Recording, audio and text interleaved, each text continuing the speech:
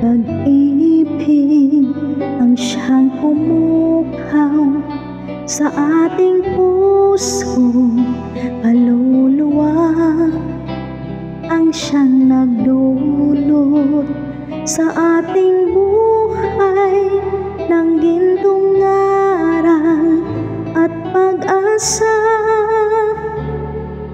Pag-ibig ang siyang buklod natin, di mapapawi kailan pa man.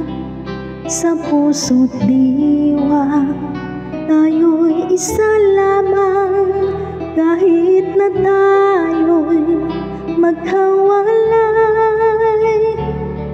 Pagkat ang Diyos natin, Diyos ng pag-ibig, magmahalan tayo't magtulungan.